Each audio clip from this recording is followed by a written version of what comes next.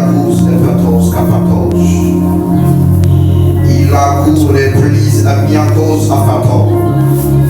Abra sous la crise et sous caprice et 14. Tu existes. Jésus, tu existes. Et je veux ta présence tangible en sérieux. Je veux ta présence en sérieux. Je désire ta présence. Que les cœurs soient assoiffés de ta présence. Que les vies ne viennent pas à cause de moi. Que les personnes ne soient pas là à cause des noms, à cause de leur mère. Je prie que chacun ici présent soit là à cause de Jésus. Que nous soyons là à cause de Jésus. Pas pour se faire voir, pas pour venir faire plaire à un homme, mais pour plaire à Jésus. Plaire à Dieu.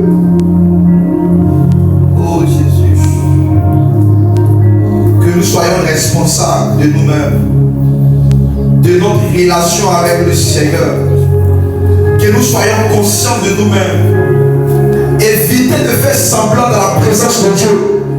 Évitez de faire semblant. Évitez de faire semblant. Évitez de blaguer dans la présence de Dieu.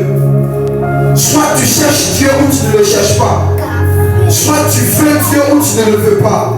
Évitons de faire semblant dans la présence de Dieu. Honorons le Seigneur.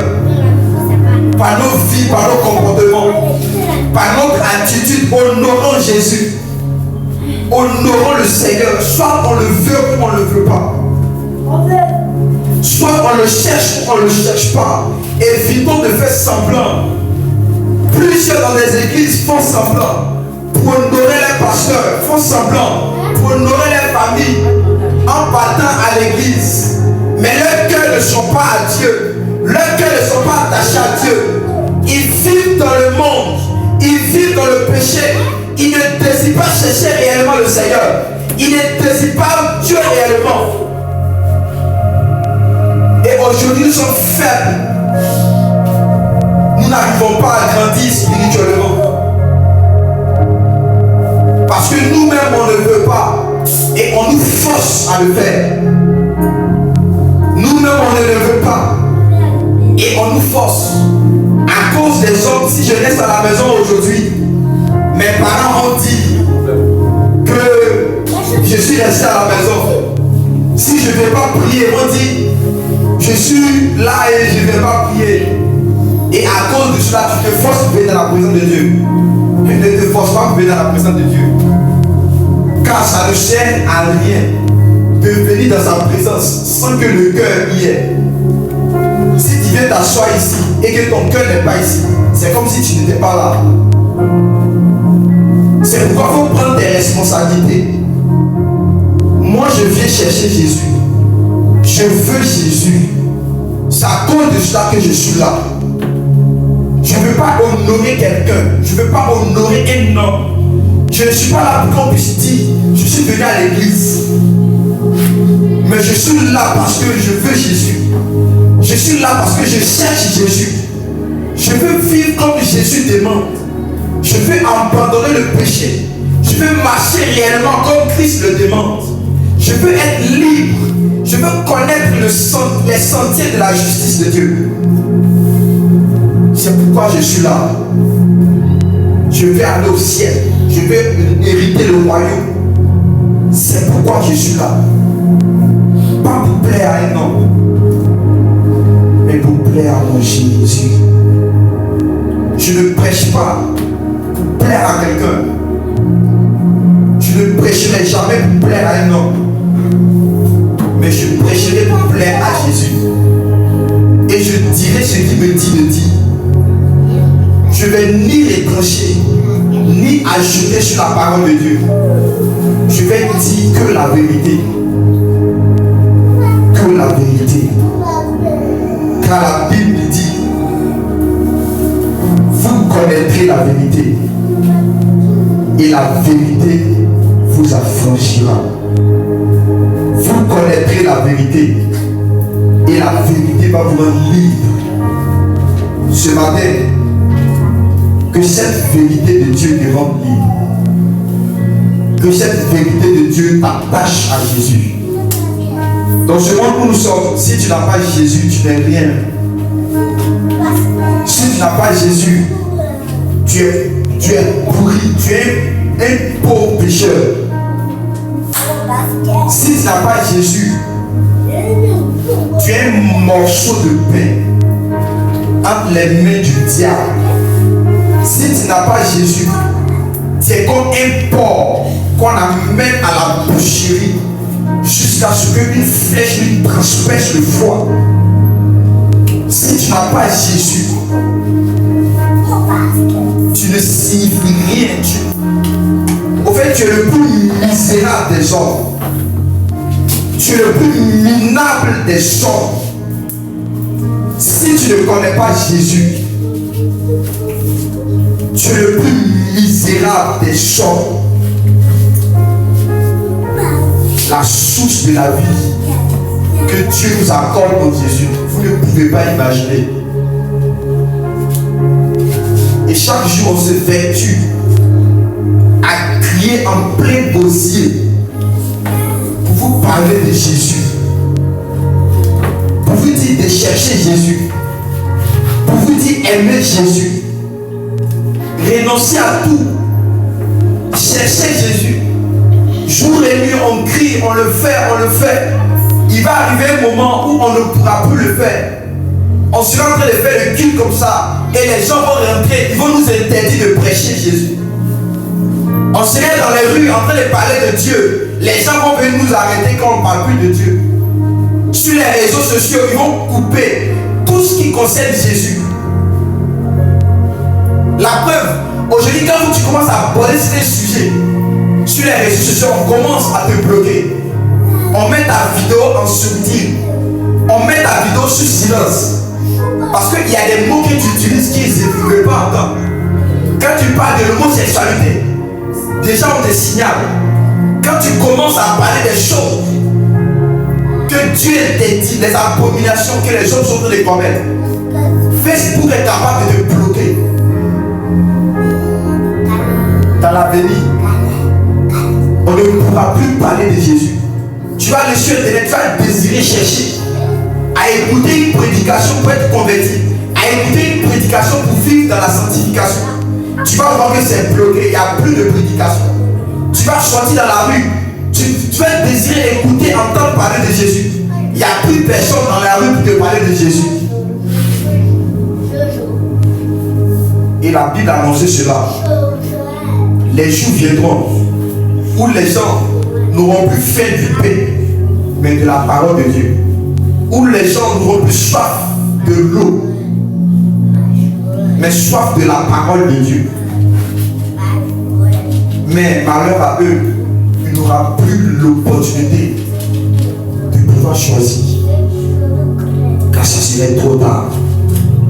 Et c'est ce que Jésus a annoncé dans sa parole. Il dit: ma venue sera comme au jour de Noé. Pendant que Noé, on nous révèle que Noé était un prédicateur. Pendant que Noé est en train de prêcher, il aura le déluge qui va venir s'abattre sur la terre à cause du péché des hommes. Il aura le déluge qui va venir. Il aura le déluge qui va détruire le monde. Les hommes, la Bible déclare que les hommes se mariaient et mariaient les femmes. Les gens buvaient, se réjouissaient. Et tout à coup, le déluge est venu. Et c'était ceux qui ont écouté la prédication de Noé et qui s'est retrouvé dans le bateau de Noé, qui ont été sauvés. La Bible, ils étaient tous en 8. Et pendant tout ce temps qu'ils étaient dans l'arche, Noé ne parlait que à 7 personnes. Il n'avait pas beaucoup de fidèles, il n'avait pas beaucoup de membres. Parce que toutes ces personnes qu'il a évangélisées n'ont pas accepté.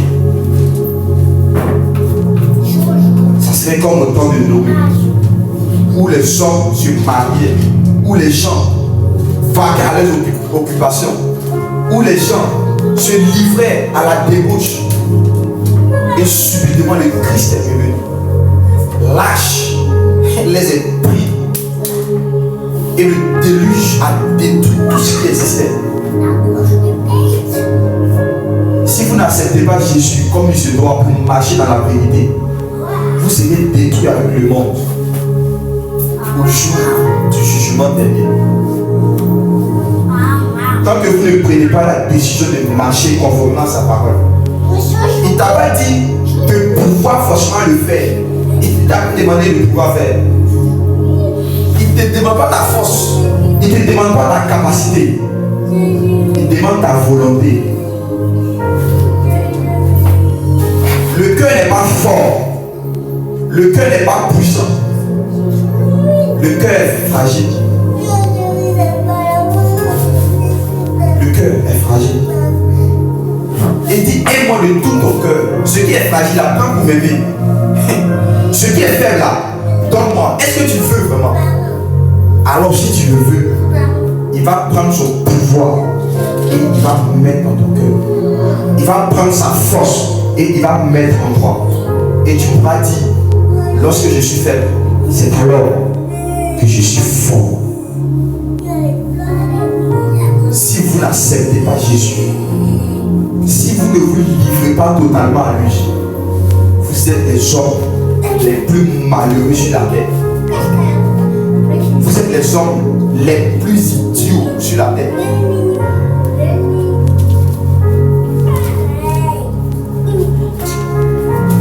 Merci Jésus. Dieu est en train de parler au cœur de chacun de nous. Il ne suffit pas seulement de recevoir des prophéties. Quand tu t'es venu, il y a une parole que Dieu avait prévue pour toi. Tu as reçu cette parole, tu as pleuré, ok, c'est bien. Mais après ça, qu'est-ce que tu fais de cette parole que tu as entendue de Dieu? Si tu ne te mets pas à la presse, si tu ne pries pas, rien ne va arriver. Et tu vas penser que Dieu ment. Dieu ne ment pas. Et si la prophétie tarde, tu dois attendre la prophétie. Mais on n'attend pas une prophétie étant assis. Il dit où? Tu dois prier. Si tu ne pries pas, rien ne va arriver. Le ciel nous appelle à le chercher. Ne regardez pas le nom, ne cherchez pas à regarder tout cela. Quelle est la relation que tu as avec le Seigneur? Si ta relation avec le Seigneur est pure, est vraie, je vous assure, on pourra gagner le monde, on pourra gagner les gens. Mais si tu fais semblant de la présence de Dieu, rien ne pourra se faire. Dieu ne nous demande pas notre capacité à pouvoir gagner les âmes comme on peut. Non. Il demande notre volonté simplement. Et moi, je sais que je ne peux pas gagner tout le monde entier à Jésus. Mais j'ai la volonté de cela. Je veux le faire. S'il me demande, combien de personnes tu veux gagner pour moi? J'ai dit, je vais gagner tout le monde pour toi.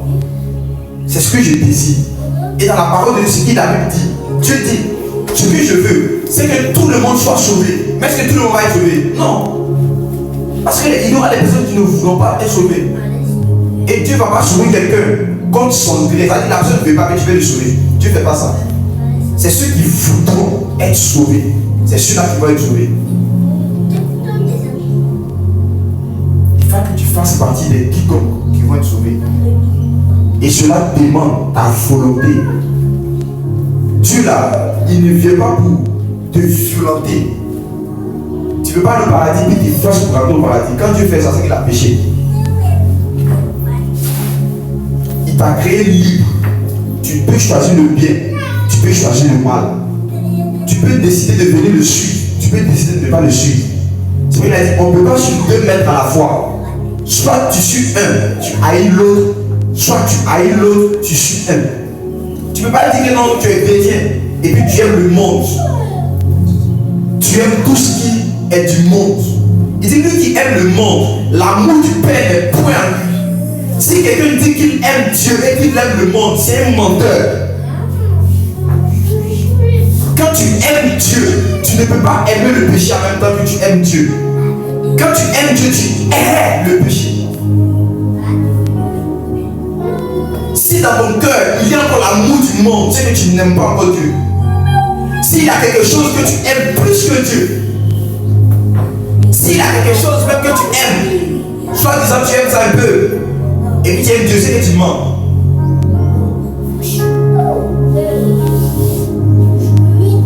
Tu dois aimer Dieu de tout ton cœur.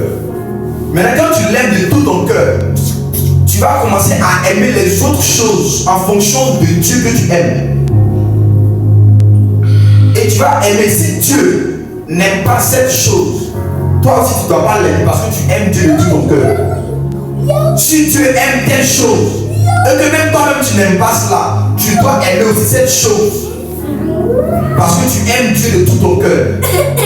Donc ton amour maintenant va être orienté sur l'amour que Dieu a pour ses créatures et pour tout ce qui existe dans le monde. Comment Dieu voit telle chose, c'est de cette même manière que tu dois aimer et voir telle chose. Si tu fais le contraire, c'est que l'amour de Dieu n'est pas en toi. Et Dieu ne te demande pas ta force, ta puissance, parce que tu ne peux rien faire avec ta force, ta puissance. Il demande seulement ta volonté. Je prends parfois l'habitude de prendre cet exemple. S'il y a un grand trou qui quitte ici jusqu'à Gaumont, jusqu'à Abidjan quelque part là-bas, et on te pose la question, est-ce que tu peux être ici et puis sauter jusqu'à Abidjan pour dépasser ce trou là? Tes capacités ne pourront pas le faire. Tu ne peux pas sauter. Tu ne peux pas le faire. Maintenant, Dieu te demande, est-ce que tu veux le faire? Non. Ne te dis pas que je ne peux pas sauter. Il ne t'a pas demandé, est-ce que tu peux sauter? Il dit, est-ce que tu veux? Et c'est lorsque tu vas dire, je veux. Les gens vont dire, mais tu es fou. Est-ce que tu peux? Mais toi, tu te dis que non, je sais que je ne peux pas. Mais lui qui m'a dit, qui va me faire sauter, il est capable de le faire. Il a la puissance de le faire. Et maintenant, il te dit, vas-y, saute. Maintenant, il ne faut pas dire que non, je ne saute pas. Parce que je ne peux pas. Il dit, est-ce que tu veux? Tu veux, non. Dès que tu veux, là, il faut sauter. Et c'est là que tu utilises ta foi pour dire, lui qui m'a fait cette promesse, il est capable de me faire sauter jusqu'à là-bas. Et c'est là que tu sautes. Et bizarrement, tu arrives. Tu dis, aïe. Et tu reconnais que là, c'est pas par tes propres forces que tu l'as fait, mais c'est par la force de Jésus. Et tu vas célébrer le Seigneur. Le péché, aucun homme ne peut donner le péché, aucun n'y a pas. Tout le monde est sous l'emprise du péché et de la mort. Personne ne peut dominer le feu, ni le péché, ni l'enfer. Personne ne peut aller au paradis par lui-même. Mais le Seigneur te demande, est-ce que tu veux être sauvé? Veux-tu être sauvé? C'est la question qu'on te pose. On ne dit pas je peux ou je ne peux pas. Veux-tu être sauvé? Dès que tu dis je veux être sauvé, automatiquement, la grâce de Dieu te saisit et te transporte du royaume des ténèbres à son admirable lumière. Et c'est ce que Dieu veut pour toi. Il veut te sauver. Et c'est à toi de t'approcher de lui. C'est à toi de t'approcher de lui. Et de désirer cela. Alléluia. Prenons conscience de ces choses. Dieu est amour. Mais son amour ne va pas dire que comme tu vas aller en enfer, tu vas te prendre pour aller au paradis. Son amour n'est pas comme ça. Son amour respecte ta décision. Malgré qu'il t'aime, il va dans tes pieds, il met sa main sur ton dos et t'accompagne là-dedans. Il dit je t'aime. Mais mon amour là, c'est pas de faire autre chose que toi ce que tu désires pas. Mon amour est là pour faire ce que tu désires.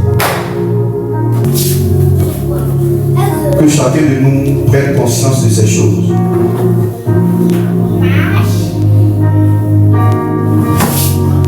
Dieu veut te sauver, il veut te délivrer, il veut t'aider. C'est à toi de dire oui et il le fera. Lorsqu'on va attraper un enfant, tant que l'enfant n'ouvre pas ses bras, on ne peut pas le saisir. La vie nous enseigne et nous devons prendre conscience de cela. La grâce de Dieu vient à toi ce matin. Saisis cette grâce et Dieu te fera du bien. On va poursuivre notre enseignement sur la doctrine de la perfection. Vous savez, lorsque vous arrivez à comprendre ces choses et les mettre en pratique, vous allez recevoir de la part de Dieu ce qu'il vous est promis. On a expliqué que aucun homme n'était parfait. Aucun. Nous tous, nous sommes imparfaits. Mais lorsque on reçoit Jésus, on devient parfait en lui, malgré que nous sommes imparfaits. Et après cette étape, le Seigneur nous appelle à nous-mêmes, étant imparfaits, de nous perfectionner en lui. Et ceci demande que toi-même, tu t'appuies sur la grâce que Dieu t'a donnée, afin de plaire à Dieu, afin de pouvoir te perfectionner, te purifier.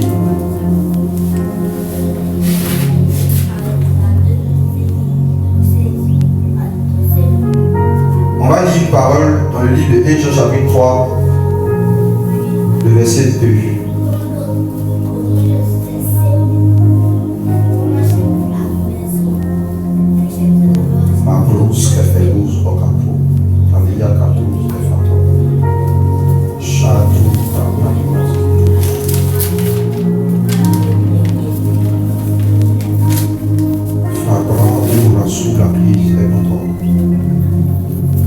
Jean chapitre 3, à partir du verset 2, je lis la parole.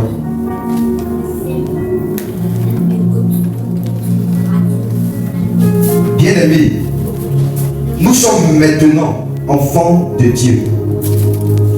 Et ce que nous serons n'a pas encore été manifesté. Mais nous savons que lorsque cela sera manifesté, nous serons semblables à lui, c'est-à-dire Jésus. Parce que nous le verrons tel qu'il est. Au fur et à mesure qu'un homme commence à voir Jésus, il commence à devenir comme lui. Si tu ne le vois pas bien, tu ne vas pas bien devenir comme lui. Mais quand nous sommes dans la chair, on ne perçoit pas bien Christ dans sa totalité. Sinon, si on le voit tel qu'il est, on va être aussi comme lui. Parce que nous sommes liés par le sang.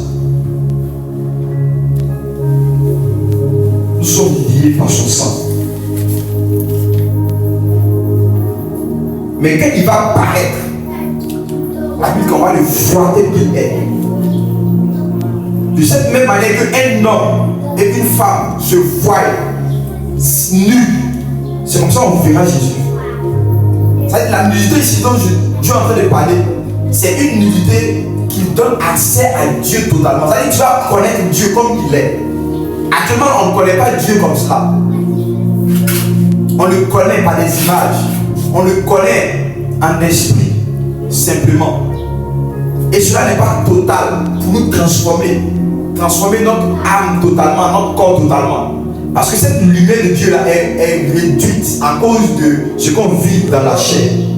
Mais quand on va être transformé, quand on va être au jour de l'enlèvement, le croiser, on va connaître Dieu entièrement, on va sonder les profondeurs de Dieu.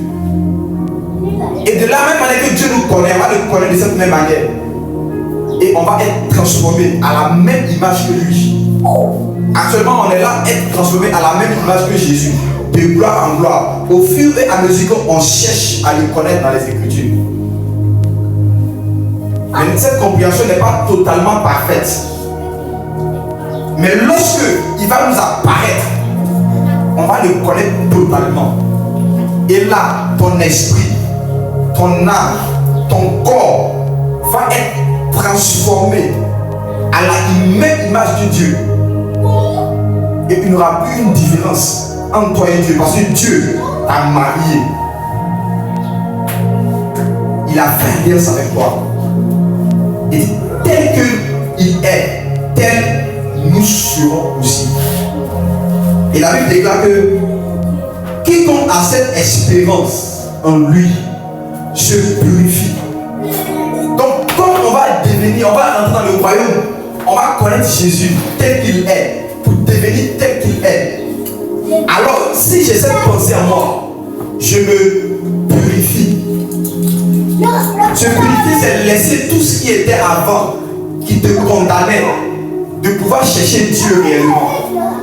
Tout ce qui était là, qui mettait une barrière, tu enlèves cela. Et tu t'approches de Jésus pour le connaître tel qu'il est.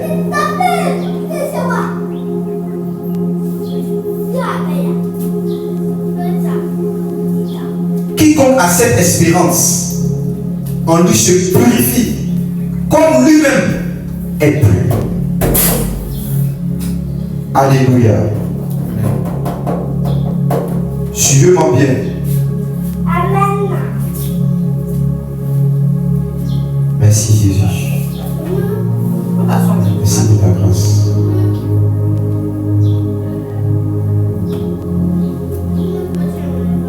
Je n'en reste ne va pas. Ça va bien. Mais il y a plus que toi.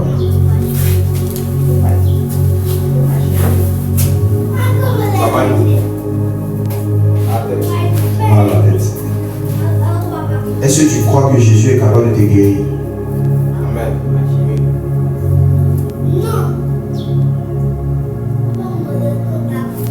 Merci Jésus.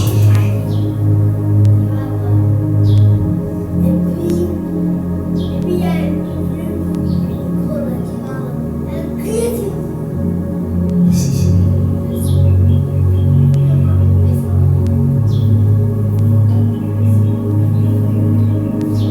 Seigneur, je prie que les eaux de l'éternité, l'eau de guérison, fondent sur lui. Et tout ce qui est mot de tête, tout ce qui est fier,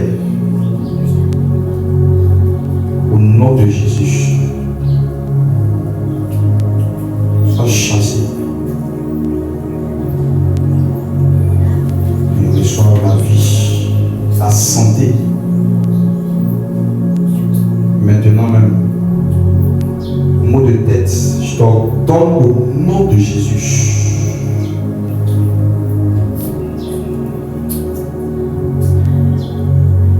De relâcher maintenant sa tête.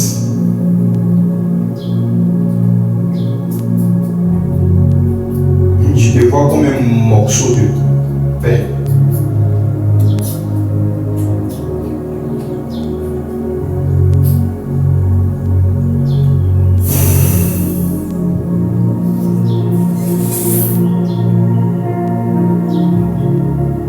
Merci. T'assois.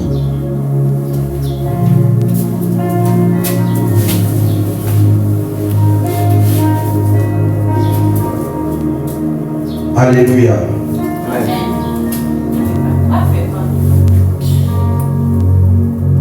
On poursuit notre enseignement. Vous allez voir que dans cette doctrine, de ce que nous sommes en train de parler depuis le début, on a déjà vu Christ lui-même qui est la perfection. On a vu l'ordre de Melchisédek. Après, on a parlé de la perfection de l'homme en Christ, devenu un enseignant. Et après cela, on a vu le lien, l'amour qui est le lien de la perfection. Et on a dit que toutes les lois réunies, si tu as accompli l'amour, tu as accompli toutes les lois en même temps. Et on dit que c'est une grâce qui vient de Dieu. Après cela, on va voir l'évangile parfait. Comme autrefois je l'ai dit, l'évangile est déjà parfait. Donc on va voir l'évangile parfait qui est complète. Et il y a aussi les dons spirituels qu'on va voir, les choses d'en haut. Les dons spirituels et les choses d'en haut. Là où nous sommes arrivés, si vous n'avez pas maîtrisé les premiers enseignements de Jésus, les premiers enseignements qu'on avait donnés au départ, vous ne pouvez pas pratiquer ce que nous sommes en train de donner aujourd'hui. C'est après avoir fini de renoncer au péché, c'est après avoir fini d'accomplir la doctrine du renoncement aux œuvres mortes, au péché, la foi en Dieu, la doctrine des baptêmes, le jugement éternel. Tant que vous n'avez pas encore vu cela et pratiqué cela dans votre vie, vous ne pouvez pas accomplir ce que nous sommes en train de voir ici sur la 7e colonne. Cela va commencer à vous ennuyer. Cela va être du charabia comme vous dit. Parce que si vous n'avez pas la foi en Dieu, comment vous allez croire en cela? Si vous n'avez pas renoncé au péché, comment vous pouvez avoir aspiration à l'amour de Dieu? Si vous n'accomplissez pas les petites choses que Dieu demande, comment vous pouvez accomplir les grandes? Alléluia. Amen. On va lire Jean chapitre 1, le verset 17.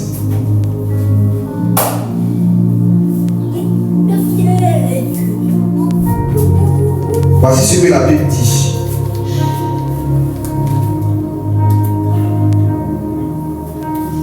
Car la loi a été donnée par Moïse. La grâce et la vérité sont venues par Jésus-Christ. Dans l'ancien temps, avant que la grâce de Dieu ne vienne, Dieu a appelé un homme qu'on appelle Moïse et il lui a donné sa loi pour dire voici comment vous devez vous comporter vis-à-vis de vos prochains et vis-à-vis de moi. Après cela, il a aussi également dit dans cette même loi qu'il y aura quelqu'un qui va venir. Et c'est Moïse qui a prophétisé cela. Il dit qu'il va être semblable à lui, il va être comme lui, Moïse. Que vous devez l'écouter, car il va juger avec justice. La grâce de Dieu sera sur lui, et c'est lui que vous devez écouter.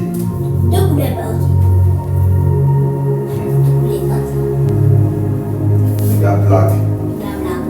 On va s'élever.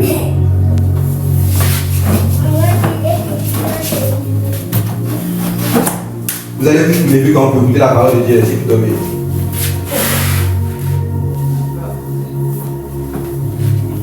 Il a donné une loi à Moïse. Et quand il a donné cette loi à Moïse, il est passé même par Moïse pour dire qu'il y a quelqu'un d'autre qui va venir après toi. Et quand il a dit cela, ici dans Matthieu, dans Jean chapitre 1 qu'on a lu, la Bible déclare que la loi a été donnée à Moïse, par Moïse. Mais la grâce et la vérité sont venues par Jésus-Christ. Ça veut dire qu'il y avait quelque chose qui était plus excellente que la loi qu'ils avaient reçue. Parce que la loi avait besoin d'une interprétation. Tant que tu n'interprètes pas bien cette loi-là, tu ne pourras pas l'accomplir excellemment. Et l'une des interprétations de la loi, c'est quoi? Lorsque vous avez reçu toute cette loi-là, la meilleure interprétation de la loi, c'est de demander la grâce de Dieu, l'amour de Dieu simplement. Et si tu as l'amour de Dieu, tu as accompli toutes les lois. Mais les hommes, comme ils n'ont pas la révélation de cette loi, ils n'ont pas la révélation de cela, ils ont commencé à faire. Ils regardent une loi, ils accomplissent. Ils regardent une loi, ils accomplissent. S'ils n'arrivent pas à accomplir une loi, ils font comme ça, comme ça, comme ci, comme cela. Et il n'y avait pas d'amour dans ce qu'ils faisaient. Parce qu'ils n'arrivaient pas à accomplir toute la loi. Or, si tu n'accomplis pas la loi, tu pêches contre cette loi. Or, tu deviens impur. Donc, toute personne qui se trouve sur la loi est un homme qui est impur d'avance. À cause de ce qu'il ne pourra pas respecter toutes les lois. Et il va être impur. Maintenant, quand Jésus vient, il vient pour que vous qui ne savez pas interpréter la loi, vous ne connaissiez pas la loi, vous puissiez connaître la vérité et la grâce. Et quand vous aurez la vérité et la grâce dans votre vie, vous pourrez maintenant accomplir cette loi qui était incapable d'accomplir. Alléluia. Et c'est l'amour qui vous transmet dans vos cœurs. Quand vous avez cela, c'est fini. C'est une énergie, c'est une force qu'il vous donne. Maman, il va la bébé. Vous recevez son esprit, c'est fini. Et quand vous avez son esprit, vous prenez maintenant la puissance de son esprit pour accomplir les lois que vous ne pouvez pas accomplir avant. Et cela ne vient pas de vous, vous savez, de Jésus. Ah ouais.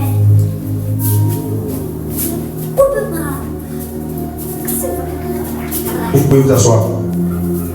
Si je vois quelqu'un dormir, vous allez écouter la parole.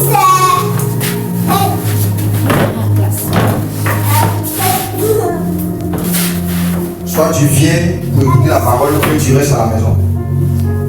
On ne vient pas pour là avec eux ici.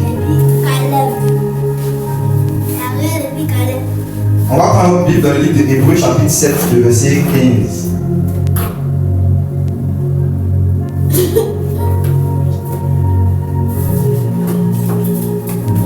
La Bible déclare ceci. Cela devient plus évident encore quand il apparaît un autre sacrificateur à la ressemblance de Melchizedek, institué non d'après la loi d'une ordonnance charnelle, mais selon la puissance d'une vie impérissable. Car ce témoignage lui est rendu. Tu es sacrificateur pour toujours selon l'ordre de Melchizedek. Verset 18. Il a ainsi abolition d'une ordonnance antérieure à cause de son impuissance et de son inutilité. Donc il y avait une loi qui était donnée au peuple de Dieu, qui était impuissante, qui était inutile. Il dit maintenant le verset 19, car la loi n'a rien amené à la perfection et introduction d'une meilleure. La loi est venue pour introduire une meilleure espérance par laquelle nous approchons de Dieu. Et comme cela n'a pas eu lieu sans serment, car tandis que les Lévites sont devenus sacrificateurs sans serment, Jésus est devenu avec serment par celui qui lui a dit, le Seigneur a juré et il ne se repentira pas. Tu es sacrificateur à toujours selon l'ordre de Melchizedek. Je vous explique. Dans la loi, pour que tu puisses être sacrificateur, tu n'as pas besoin, ou bien tu ne dois pas être d'une autre famille quelque part. Tu dois faire partie des Lévites. Donc si ton papa était sacrificateur, quand il meurt, toi aussi tu deviens sacrificateur aussi. Même si tu n'aimais pas, dès que tu es né, tu es sacrificateur. Par naissance. Donc Dieu ne prononçait pas pour dire que telle personne doit être sacrificateur, telle personne non. Mais dès que, parce que c'est les Lévites qui ont été choisis pour être sacrificateur, tu nais, tu es sacrificateur. Tes enfants seront sacrificateurs, vous êtes sacrificateur. Et c'était la loi. Et cette loi n'était pas parfaite. C'est pourquoi les sacrifices qu'ils faisaient là, ça ne peut pas rendre quelqu'un parfait. Dans la doctrine des impositions des membres aussi, il y avait expliqué cela. Ça ne fait pas parfait les hommes qui recevaient ce pardon qui venait de Dieu. Les péchés étaient toujours renouvelés dans leur vie. Et cette loi qu'on voyait là annonçait qu'il y aura quelque chose qui va venir, qui va être un peu comme ça, mais qui serait plus parfait que ça. Et c'était le sacerdoce qui allait venir avec Jésus. La grâce et la vérité. Et quand cette grâce et cette vérité sont venues par Jésus, lui n'a pas été établi parce qu'il est né des Lévites, qu'il était Lévite, mais il a été déclaré fils de Dieu. On l'a dit ça. C'est Dieu qui a pris le choix et il a prononcé ces paroles. Et il n'a pas fait de dire que non, il y a quelqu'un qui va le succéder après lui. Parce que lui, il reçoit un sacerdoce qui est éternel, qui est parfaite, qui n'a plus besoin d'aide, qui n'a plus besoin de tube. Et ça a été fait encore avec serment. Ça veut dire quoi? Si aujourd'hui je viens vous dire, je vais te donner 1000 francs. Et quand je finis de dire, je vais te donner 1000 francs par exemple. Et puis le lendemain, je dis, ah vraiment, j'ai prévu te donner 1000 francs. Mais je ne peux pas te donner 1000 francs, je te donne 500. Pourquoi je ne te donne plus? Et tu ne peux rien faire. Tu ne peux pas te plaindre. Pourquoi? Parce qu'il n'y a pas eu un serment dans la promesse que je t'ai faite. Mais en ce qui concerne la nouvelle alliance, quand tu as dit je vais te sauver, quand tu as dit je vais te donner 1000 francs, il a dit Wallah, je jure que je vais te donner ça. Donc s'il ne le fait pas, Dieu pêche. Or comme Dieu ne peut pas pécher, il va se mettre dans des conditions pour faire accomplir ce qu'il a dit. Il a dit si vous venez à moi, je vais vous donner du repos.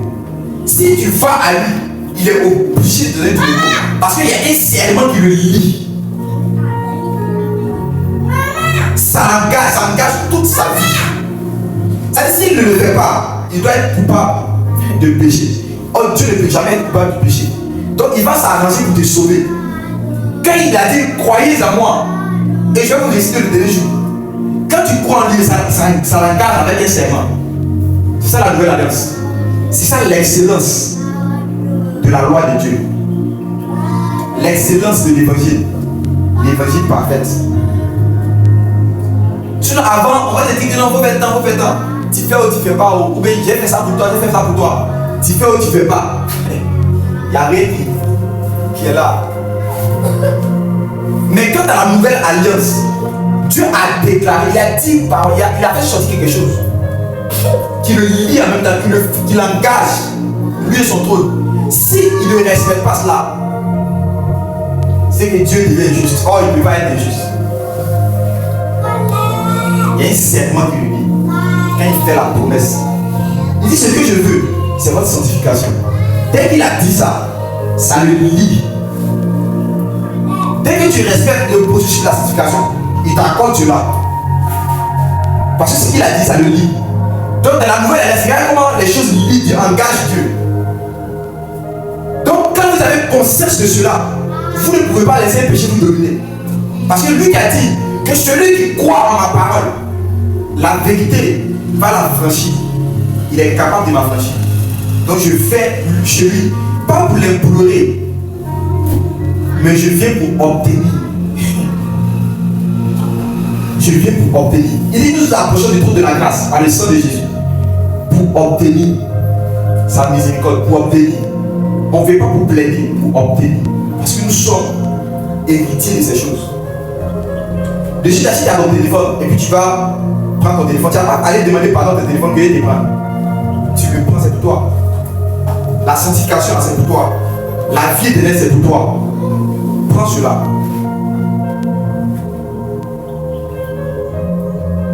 Si Dieu t'empêche de le prendre, Dieu pêche. Or Dieu ne peut pas pécher. Donc si tu viens à Jésus, tu auras la vie éternelle. C'est qu'il a déclaré là. Il ne va plus mentir. Alléluia.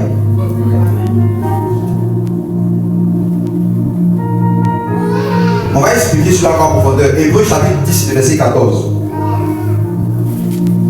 Ceux qui ont trouvé, vous pouvez faire la lecture. Hébreux chapitre 10 avec verset 14. Hébreux chapitre 10, verset 14. Oui. Car par une seule offrande, il a amené à la perfection pour toujours ceux qui sont sacrifiés. Il a amené à la perfection pour toujours ceux qui sont sanctifiés. Pas une seule offrande, c'est pas deux, c'est pas trois, c'est pas quatre. Or dans la loi, on fait une offrande aujourd'hui, demain encore on fait une autre offrande pour la même chose. Après on revient encore, on fait, c'était perpétuel. Mais quand la grâce et la vérité sont venues par Jésus, pour le pardon des péchés, il ne fait pas beaucoup de sacrifices, il fait un seul sacrifice, par une seule offrande. Il a amené à la perfection pour toujours ceux qui sont sanctifiés. Continue. C'est ce que le Saint-Esprit nous atteste aussi. C'est ce que le Saint-Esprit nous atteste aussi. Car après avoir dit, voici l'alliance que je ferai avec eux.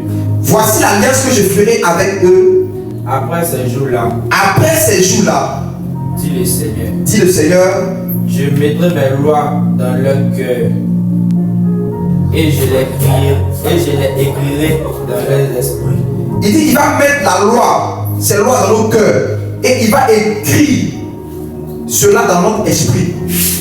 Ça veut dire que tu n'auras plus besoin d'aller chercher des lois. Quand tu reçois son esprit, il met cela en toi. Il met cela en toi. Il écrit ça dans ton cœur. Et tu as la capacité de choisir ce qui est bien et ce qui est mauvais.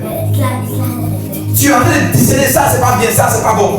C'est vrai quand tu respectes le processus de recevoir Jésus, ta vie chrétienne devient facile. Tu ne fais pas semblant. Il ne faut pas faire semblant. Il faut vouloir venir à Jésus, c'est tout. Il faut recevoir vrai Jésus là. Il faut le recevoir vrai. Il faut le recevoir vraiment. On ne fait pas semblant. Ce que j'ai expliqué au départ. Si tu le reçois entièrement, tu vas voir les processus qu'il a donnés. Répandez-vous et convertissez-vous. Et chacun de vous soit baptisé au nom du Père, du Fils et du Saint-Esprit. Quand tu le reçois, tu te répands. Tu reçois Jésus de cette manière-là, comme ça.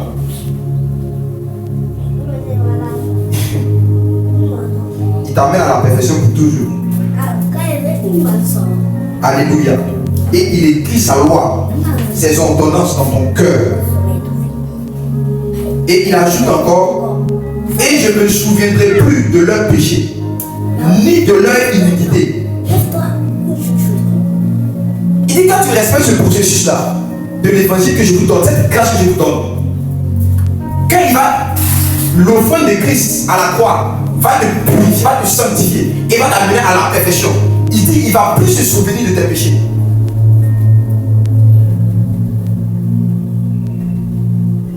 Alléluia. Est-ce que je peux t'aider? Tu vas t'élever pour écouter la parole. Vas-y. Elle va s'élever pour écouter la parole. Vas-y, lève-toi. Je suis en train de t'aider comme ça. Tu avais dit merci demain. Alléluia. Amen. Donc quand tu respectes ce processus-là, automatiquement, quand il te sentit, il t'amène à la perfection, il sait pour toujours. Et il ne se souvient plus de tes péchés. Vous, avec lui, il n'y a plus de péché qui existe. Parce qu'il a déjà fait l'expiation de ton péché. C'est vrai quand vous comprenez les doctrines, dans la doctrine de la foi. Est-ce que tu crois en cela? Amen. Quand tu le crois, cela arrive. On va lire dans Exode chapitre 12 quelque chose. Exode chapitre 12. Ma blouse, la pelouse, la pelouse.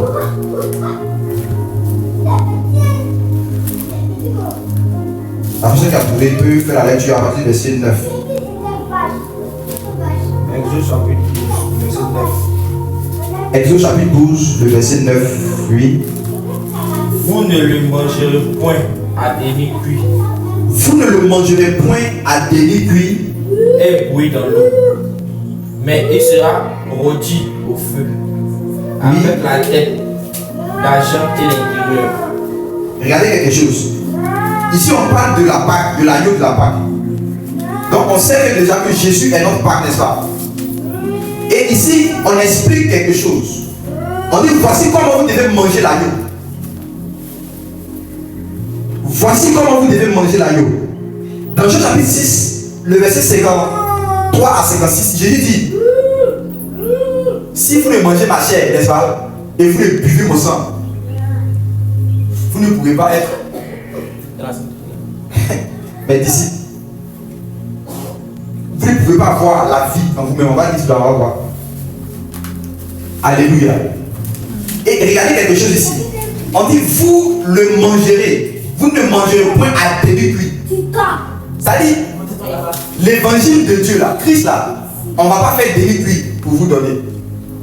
On ne va pas cuire cela à demi. Ça dit, c'est pas bien préparé, puis on vous donne. Ça signifie quoi? Pendant qu'on doit vous prêcher l'évangile, on dilue cela. On dit peut-être, comme il est encore petit, comme il est encore jeune, on va le blaguer, faire des bonbons. Quand on va aller à l'église, on va lui donner des bonbons. Soit, on va lui blaguer un peu. Si tu ne viens pas à l'église, tu ne vas pas manger. Tu ne manges pas à midi, tu ne manges pas. Ça là, ça a demi-cuit. Tu ne peux pas accepter. Quand tu vas venir, Jésus ne serait pas bien préparé pour toi. Quand tu es venu à demi-cuit, Jésus a été dilué. Et toi-même, quand tu te dis dans ta tête aussi également, que si je ne viens pas à l'église, ils vont dire que moi je suis là, je ne viens pas à l'église. L'agneau est à demi-cuit, mon gars. Et après, on dit quoi? L'agneau. Vous, verset 10. Non, avant d'arriver ça, on dit vous n'allez pas bouillir dans de l'eau. Mais il sera rôti au feu. Ne pas bouillir dans de l'eau, qu'est-ce que ça signifie? Il va préparer. C'est pas en tout. Quand on prépare quelque chose avec de l'eau, ça reste toujours. C'est cuit, mais ça peut rester un peu. Ça signifie quoi? C'est lorsque on vient à Jésus et on dit que non, on l'a accepté. Mais malgré qu'on a dit qu'on l'a accepté,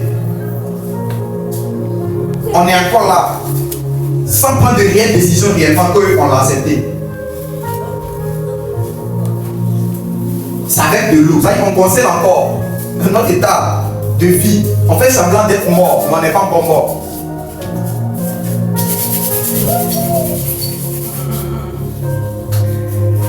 De l'eau. On veut mettre de l'eau. On veut être confortable. Moi, ne me dis pas ça. Moi, c'est comme ça que je vois les choses. Moi, j'ai dit accepter Jésus. Quand tu le vois, il n'a pas accepté Jésus. Il n'est pas encore converti. Moi, je suis converti. C'est eux qui font des débats, qui crient. L'agneau est cuit dans de l'eau. Après, il y avait quelque chose encore, on dit.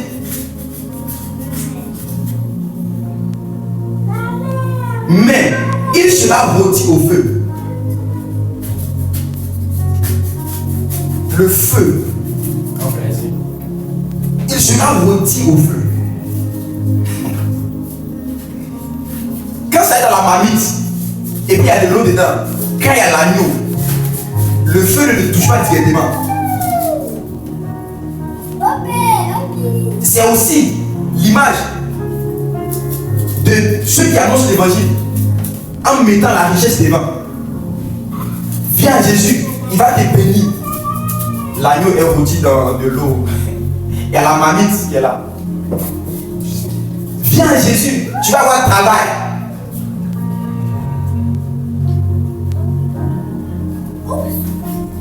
Ça va, c'est pas l'évangile. Jésus n'a pas prêché ça. Et Jésus n'est pas mort pour ton travail. Il n'est pas mort pour que tu puisses avoir l'argent. Il est mort pour que tu puisses avoir la vie éternelle. Et quand le message est donné de cette manière, l'agneau est rôti au feu. Et puis c'est pas à demi. Vous allez voir, il dit, vous devez manger en entier. Tu manges la tête, les corps, tu vas manger tout, les entrailles, même les excréments, tu vas manger tout. Il y a des messages de Jésus qu'on donne, tu n'aimes pas ça, mais tu dois accepter quand même. Les entrailles, les intestins, où il y a caca dedans, tu vas manger ça. Et puis parfois on ajoute des ailes amères dessus. C'est ça l'évangile véritable. Quand vous recevez cela, votre foi devient solide. Il vous bâtit de son esprit et vous recevez sa puissance. Il écrit ses lois dans vos cœurs. Mais quand on dilue cela, on prépare à demi-cuit. Lorsqu'on met ça dans une marmite, on met de l'eau dessus pour vous. Vous ne pourrez pas abandonner le péché. Vous ne pourrez pas être sauvé. Vous ne pourrez pas aller de l'avant. Vous ne pourrez pas connaître le feu de Dieu. Et vous serez des chrétiens faibles. Si c'est même demain tu as culte, et c'est demain, c'est là que tu te consacres à regarder la télévision. jusqu'à tardivement. Et quand il vient, tu as sommeil. L'évangile n'est pas encore cuit, les enfants. On te réveille, on dit il est l'heure du culte, tu commences à dormir. L'évangile n'est pas encore cuit. Pendant qu'il est temps de culte, tu te promènes. L'évangile n'est pas encore cuit. Tu es à l'aise. Tu ne te précipites pas pour les choses de Dieu. L'évangile, l'agneau n'est pas encore cuit. Continue la lecture. Verset 10. Vous n'en laisserez rien jusqu'au matin. Et s'il en reste quelque chose le matin, vous le brûlerez au feu. Donc ici, regarde comment les choses sont bien classées. L'agneau était en entier, vous mangez tout. Il dit mais, ça dit votre capacité c'est de manger tout, normalement. Mais si vous mangez tout, il y a quelque chose qui est resté, vous avez exercé toute votre volonté. Et dans votre vie, il y a quelque chose que vous voyez que non, c'est pas maintenant un accord. Il dit le matin, on va brûler sur la feu. C'est l'image de lorsque tu as tout fait ton effort, tu as mis toute ta possibilité de le faire et que tu n'arrives pas à le faire. C'est là maintenant qu'il y a une touche surnaturelle de Dieu qui vient pour t'aider à faire le reste. Là où tu ne peux pas faire, viens maintenant pour t'aider à le faire. L'agneau devait être confronté au feu. Il fallait que la parole soit comme du feu quand vous l'écoutez. Et quiconque reçoit l'évangile de cette manière ne va pas abandonner Dieu. Les gens disent qu'ils sont chrétiens, ils abandonnent Dieu. Ça me fait rire. Est-ce que vraiment tu as reçu le feu là? Tu as reçu l'évangile en entier, complètement. Est-ce que c'était complet? Est-ce que ce que tu as, le message était complet? Alléluia. Amen. Et vous allez voir, lorsque vous recevez Jésus véritablement dans votre cœur, il y a quelque chose qui se passe. C'est là qu'on va toucher les dons spirituels prochainement. C'est une puissance de Dieu qui vient sur vous. Amen, amen. Et qui consume tout ce qui est resté le matin. Il dit ce qui va rester le matin, on va mettre ça au feu. Je refuse. Jésus est venu. Il va vous baptiser d'esprit et de feu. Quand tu as accepté Jésus de tout ton cœur, tu as reçu l'évangile en entier de cette manière. Et il y a un peu qui est resté. Qu'est-ce qu'il va faire? Quand il va te baptiser de son esprit, les choses qui résistaient encore dans ta vie, s'il a des péchés qui résistaient encore dans ta vie, il va être consumé le matin. Je refuse. Et tu vas voir dans ta vie ce qui va commencer à arriver. Tu vas communier avec Dieu véritablement. Tu vas communier avec lui. Tu vas entendre la voix de Dieu. Tout va être clair. Tu ne vas plus t'attendre. Tu seras libre totalement. Ce qui va rester, on consume le matin. C'est pourquoi quand vous recevez le Saint-Esprit, ce sont les dons spirituels, ce qu'il explique autrefois. Ce sont les dons spirituels qui se manifestent d'abord. Et je vais vous expliquer que comme nous sommes des arbres, il y a l'arbre qui a le feu, il y a les feuilles. Et les feuilles symbolisent la puissance, les dons spirituels. Parce qu'on dit que les feuilles servaient à la guérison des nations. Quand on a lu à l'Apocalypse chapitre 21, ça servait à la guérison des nations. Donc quand vous recevez le Saint-Esprit, il y a une puissance qui descend en vous pour consommer les choses qui sont nécessaires le matin. Et cette puissance, ce sont les dons que l'Esprit te communique. Et quand tu reçois cette puissance en toi, cette énergie en toi, c'est cette énergie-là qui te donne le pouvoir de pouvoir dominer sur le péché. Et le pouvoir de pouvoir créer les fruits maintenant en toi. Dans Galates 5, les fruits qu'on avait lu autrefois, l'amour, la joie, la tempérance, cela maintenant va commencer à créer dans ton cœur. Tu vas commencer à aimer Dieu comme tu dois l'aimer. Tu vas commencer à être patient parfois devant les choses. Tu vas commencer à manifester ces choses pleinement. Pourquoi? Parce qu'il y a une puissance qui est venue en toi. Et vous allez voir que les gens sont baptisés de l'esprit. La première chose qui se passe, soit qu'ils prophétisent, ou soit qu'ils parlent en langue. C'est pas les fruits d'abord. C'est pas les fruits d'abord. Parce que les fruits là, ça vient après la puissance. C'est pourquoi l'arbre aussi également. Un arbre ne commence pas à grandir à tailler les fruits, non. Mais quand l'arbre commence à grandir, ce sont les feuilles qui naissent. Et à un certain moment, ce sont les feuilles qui grandissent. Jusqu'à un certain moment, il y a maintenant les fruits qui sortent. Et il est démontré scientifiquement que ce sont les feuilles là qui donnent que les fruits soient formés.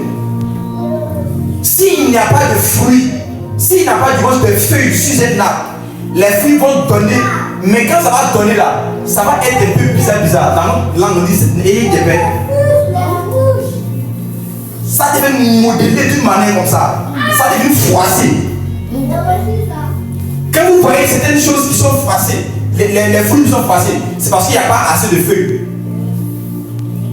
Parce que les feuilles font ce qu'on appelle la photosynthèse. On a vu ça en science, n'est-ce pas?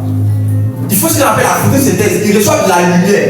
Et cette lumière-là, ils transforment ça en énergie. Et cela rentre dans les arbres. Et ça va abreuver les fruits. Pour que les fruits deviennent sucrés. Parce que la photosynthèse, le soleil qui reçoit cette énergie-là, il transforme ça en glucose. Et les fruits deviennent sucrés. Mais s'il n'y a pas les feuilles, le soleil va venir directement, ça va frapper les fruits et ça va même détruire les fruits.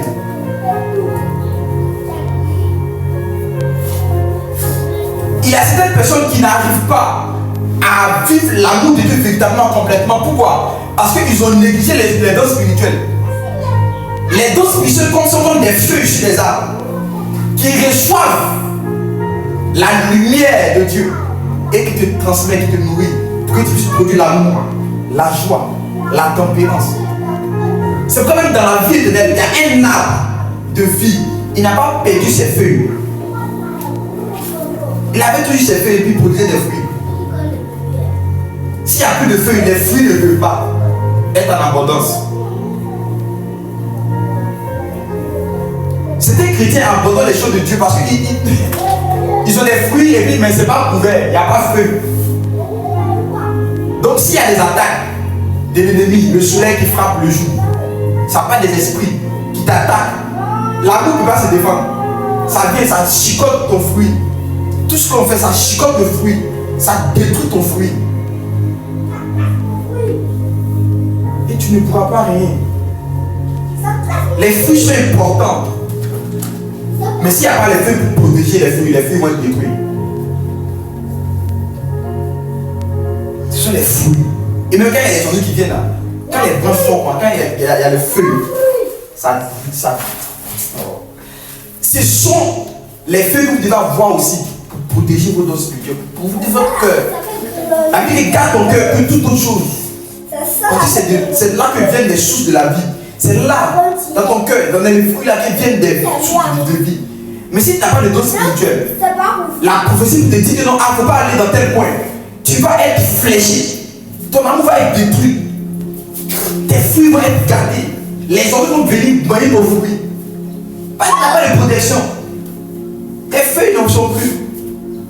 Donc voici l'importance des dons spirituels également. Assois-toi. À la mangue, pas fruit. Alléluia.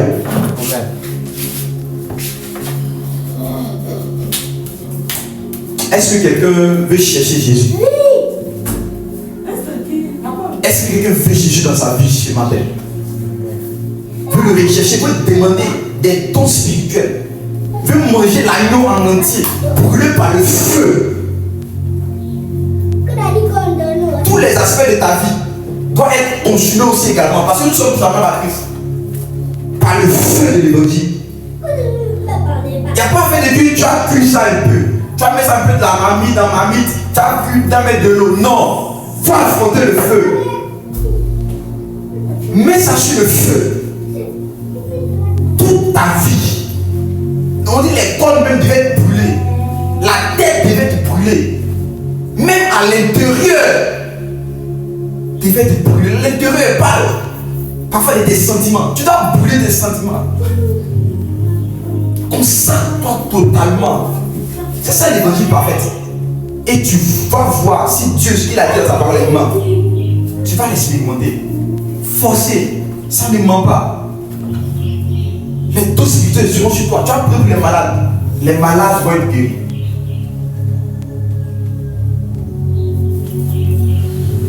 Sinon, comment tu descends? Ça va un peu. Ça va un peu. Les dons spirituels sont réels, les dons de guérison. Tu vas les manifester. Tu as pris pour les malades seront guéris. Amen. Mais tant que tu n'as pas suivi le processus, cela ne va pas arriver. Donc Dieu n'a pas fait de dire non.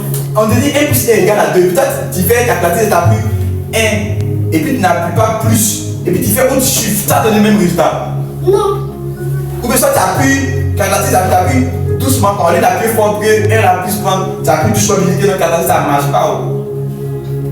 C'est comme ça les gens font. Et là, lui, il dit que non, ça ne marche pas, attends, viens. Et puis il appuie, c'est pas ça qu'il est là. C'est comme ça aussi avec Dieu. Les gens disent, oh, j'ai cherché Dieu quand j'ai prié qu'elle n'a pas la Dieu. On vient dire, t'as bien fait. Ok, d'accord. Enlève ça, fais ça. Commence à prier. Voici. Il dit, ah, ça marche, c'est vrai. Il est étonné que ça marche. Mais les choses qu'on vous dit, vous ne les appliquez pas. Et vous pensez que l'on s'est fait semblant venant à l'église, les trucs comme ça qui sont. En la Bible, c'est pas tous ceux qui me disent Seigneur, qui vont rentrer dans le royaume. Il y a les gens qui vont venir dire Seigneur, ils vont pleurer, ils vont faire. Tant qu'ils n'ont pas pris de réduction réelle, là, ils vont aller en enfer. Ils vont dire Seigneur, mais on était là.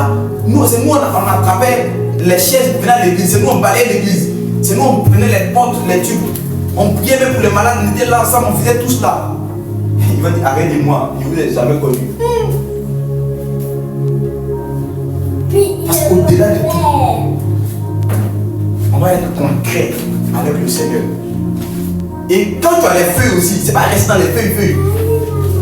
C'est pas rester dans les dons. Les dons sont là pour te produire les fruits. Et tu manifestes les fruits maintenant. Comme j'ai guéri les malades, c'est fini. Non. Quand tu guéris les malades, tu dois avoir l'amour de Dieu dans ton cœur. Parce que si tu guéris les malades sans avoir l'amour de Dieu, cela ne sert de rien. Parce que les sorciers aussi guérissent malades. Donc vous devez être pareil. Les démons même ne peuvent pas guérir une maladie. Donc vous devez être pareil. Quand on va chez les marabouts, ce qu'ils font, vous êtes pareil. Chasser les démons. Les démons même chassent les démons aussi. Lui qui est un démon qui est puissant pour chasser nous.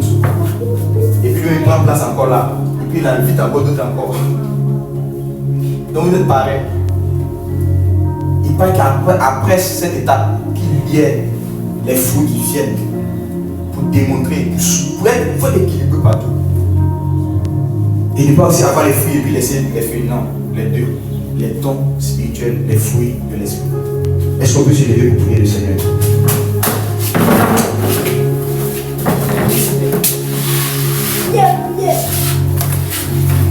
Tu vas prier Jésus. Tu vas lui demander, Seigneur, j'ai écouté ta parole. Et je veux te saisir comme toi tu veux me saisir.